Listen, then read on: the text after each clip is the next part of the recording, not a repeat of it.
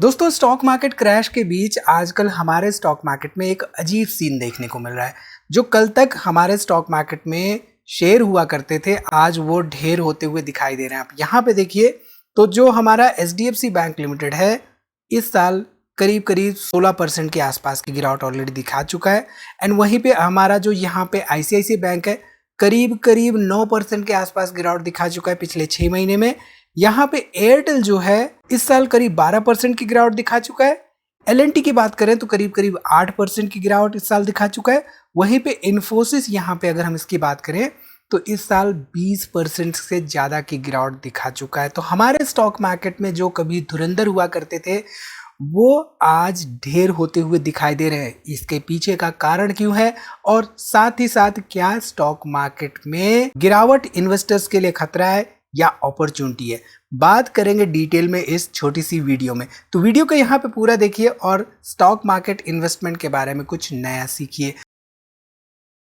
ध्यान रखिए यहाँ पे जो भी चीजें हम डिस्कस कर रहे हैं वो किसी तरह के लेवल्स नहीं प्रोवाइड कर रहे हैं और साथ ही साथ किसी तरह के रिकमेंडेशंस नहीं प्रोवाइड कर रहे हैं। नमस्कार दोस्तों, मैं उमेश त्रिपाठी आपका स्वागत करता हूं स्टॉक फॉर रिटेल पर, स्टॉक मार्केट से जुड़ी एक नई जानकारी के साथ। तो जब भी हम शेयरों की बात करते हैं या हमारे स्ट्रॉन्ग मार्केट में स्ट्रॉन्ग शेयर्स की बात करते हैं तो ये मोस्टली निफ्टी 50 की कंपनियां होती हैं। अब निफ्टी 50 की कंपनियां क्यों होती है? क्योंकि निफ्टी 50 हमारा स्टॉक मार्केट का एक ओवरऑल इंडेक्स है जिससे हमें मार्केट के ओवरऑल सेंटिमेंट्स के बारे में पता चलता है। अब यहाँ पे ध्यान दीजिए तो एचडीएफसी बैंक करीब 12% का वेटेज होल्ड रखता है, आईसीआईसीआई बैंक करीब 8.5%। यहाँ पे रिलायंस इंडस्ट्रीज को फिलहाल हम नहीं ले रहे क्योंकि रिलायंस इंडस्ट्रीज की एक तरह से देखा जाए तो थोड़ी बहुत यहाँ पे फजीयत नहीं हो रही है। एयरटेल यहाँ पे करीब 4.5%, एलएनटी यहाँ पे 4.5% और इन्फोसिस करीब करीब 4%। तो अगर देखिए 12, 8, 20, 20, 4, 24, 25, 29, यहाँ पे करीब करीब 33-34% के आसपास का वेटेज ये मोस्टली शुरुआत के 6, 7, 8 कंपनियां यहाँ पे होल्ड कर रही हैं। अब इन कंपनियों में अगर हम पिछले एक साल का डाटा उठाकर देख रहे हैं तो ना के बराबर रिटर्न्स है और कुछ में तो हमें 20, 25, इवन 30% के भी डाउन टर्न्स यानी कि करेक्शंस देखने को मिल रहे हैं। तो ऐसे में जब ये होगा तो ऑब्वियसली स्टॉक मार्केट पे हमें एक प्रेशर देखने को मिलेगा। अब ऐसा क्यों हो रहा है ये समझना हमारे लिए यहाँ पे इंपॉर्टेंट हो जाता है। तो सबसे इंपॉर्टेंट कारण यहाँ पे है ग्लोबल मार्केट्स। अब ग्लोबल मार्केट्स में क्यों प्रेशर है उसको आगे हम डिस्कस करेंगे। फिलहाल यहाँ पे अगर हम देखें तो डॉ जोन्स फ्यूचर भी करीब करीब 1.5% के आसपास की गिरावट दिखा रहा है। वहीं पे S&P 500 1.33% की गिरावट दिखाया था हमें। नैस्डैक यहाँ पे देखें तो करीब 1.5% के आसपास गिरता हुआ दिखाई दिया था। यहाँ पे यूरोपियन मार्केट्स की बात करें तो CSE करीब करीब 2.3% के आसपास गिरता हुआ दिखाई दिया था। वहीं पे जो डैक्स है जर्मनी का मार्केट यहाँ पे करीब 2.16% के आसपास गिरता हुआ दिखाई दिया था। अब देखिए गिफ्ट निफ्टी बहुत दिनों से इसमें नेगेटिव सेंटिमेंट्स देखने को मिल रहे हैं। करीब 2% के आसपास गिफ्ट निफ्टी आज के दिन डाउन है और इसका असर हमें मार्केट पर भी प्रेशर के तौर पे देखने को मिल रहा है। निक्की 225 की अगर हम बात करें तो -5.48% के आसपास गिरावट देखी गई। वहीं पे हैंगसेंग यहाँ पे देखें तो करीब 1.53% के आसपास गिरावट देखी जा रही है। तो ऑल इन ऑल देखिए तो आप कहीं भी देखिए किसी भी मार्केट में चले जाइए आपको हर जगह ग्लोबल मार्केट्स में एक मारामारी देखने को मिल रही है, हाहाकार मचा हुआ है और हर तरफ करीब 1.5% से 5-6% की गिरावट देखने को मिल रही है। इसका कुछ तो कारण होगा और वो कारण क्या है? क्या जेन्युइन कारण है या वो आर्टिफिशियली क्रिएटेड कारण है?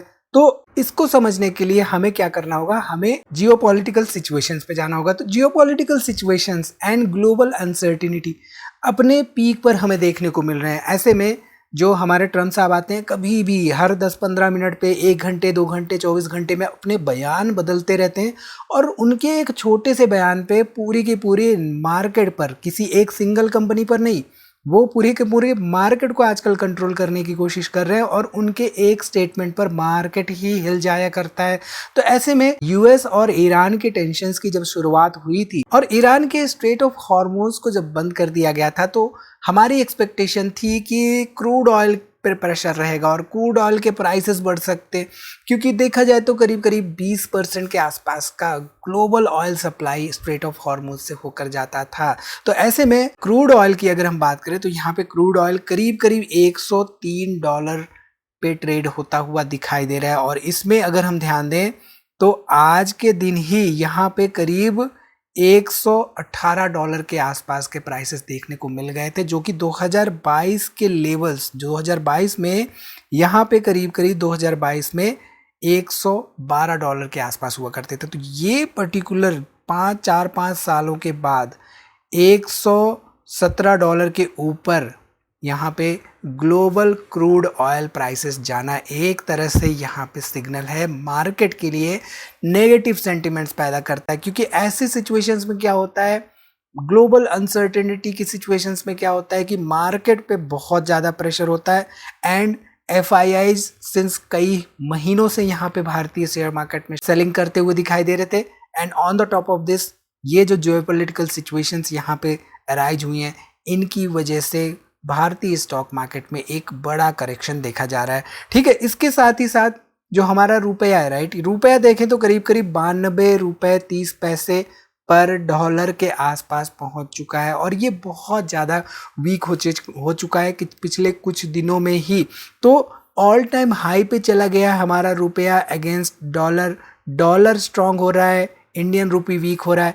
ऐसे में यहाँ पर एक तरह से देखा जाए तो फॉरेन इन्वेस्टर्स के लिए एक नो रिटर्न्स या नेगेटिव काइंड ऑफ रिटर्न्स का मार्केट होता जा रहा है, जिसकी वजह से भी FIIs नदारद हैं हमारे स्टॉक मार्केट से। एंड इसके साथ ही साथ सेक्टर स्पेसिफिक प्रेशर्स भी हमें देखने को मिल रहे हैं, जैसा कि कुछ दिनों पहले हमने देखा था IT सेक्टर पे because of the artificial intelligence and Anthropic cloud हमें बहुत ज़्यादा प्रेशर और काफ़ी ज़्यादा करेक्शंस भी देखने को मिले थे। तो कभी IT सेक्टर में प्रेशर आ जाता है, कभी किसी दूसरे सेक्टर में प्रेशर आ जाता है, कहीं कहीं प्रेशर आ जाता है। तो ऐसे में क्या होता है कि सेक्टर स्पेसिफिक मूवमेंट जब होती है और ये सेक्टर्स ज़्यादा वेटेज रखते हैं निफ्टी 50 में, तो ये ऑब्वियसली निफ्टी 50 को भी कहीं ना कहीं से तोड़ देते हैं, जिसकी वजह से मार्केट में एक नेगेटिव सेंटीमेंट देखने को मिलता है। हालांकि इन सब बातों के बावजूद लॉन्ग टर्म की अगर हम बात करते हैं तो लॉन्ग टर्म में क्या होता है, ये सब बातें हमने 2022 में भी देखा था। 2022 की अगर मैं बात करूं, आपको मैं 2022 के आंकड़े दिखाऊं तो 2022 में फरवरी के महीने में यूक्रेन और रशिया के बीच में चीज़ें शुरू हुई थी, राइट। अब उसके बाद थोड़ा सा प्रेशर रहा 2-3 महीनों तक, लेकिन उसके बाद देखिए मार्केट में क्या हुआ। हालांकि फरवरी के बाद से मार्केट कंसोलिडेशन जोन में चला गया था, लेकिन नवंबर 2023 के बाद हमें देखें तो एक रिकवरी फेज हमें देखने को मिला था। तो कहने का मतलब ये होता है कि जब ईरान और USA की बात होती है, उसमें इजराइल की भी बात होती है, कई सारी अदर कंट्रीज की बात होती है, आजकल तो दुबई भी देखा जाए तो बीच बीच में छुटपुट घटनाएं वहाँ पे होने लगती हैं।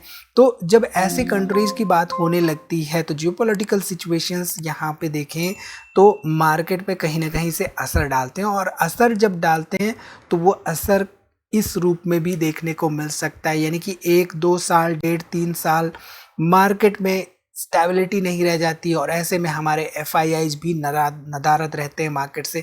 तो ऐसे फेजेज में जनरली इन्वेस्टर्स का रुख जाता है स्टेबल कंपनियों पर, और ख़ास तौर पे ऐसे सेक्टर की कंपनियों पर जिनमें कि ऐसे अनस्टेबल सिचुएशंस में भी उनके प्रोडक्ट्स की डिमांड रहती है, जैसे कि FMCG sector, and down side limited रहता है। तो एज ए रिटेल इन्वेस्टर हमें ये समझने की ज़रूरत है कि शॉर्ट टर्म वोलाटिलिटी मार्केट में देखने को मिलती रही है और मिलती रहेगी। हर गिरावट पैनिक का रीजन नहीं हुआ करते हैं। जो खासतौर पे एक्सपीरियंस्ड इन्वेस्टर होते हैं वो ऐसे गिरावट को एसेस करते हैं और पैनिक में इन्वेस्टमेंट डिसीजन मेकिंग नहीं लेते।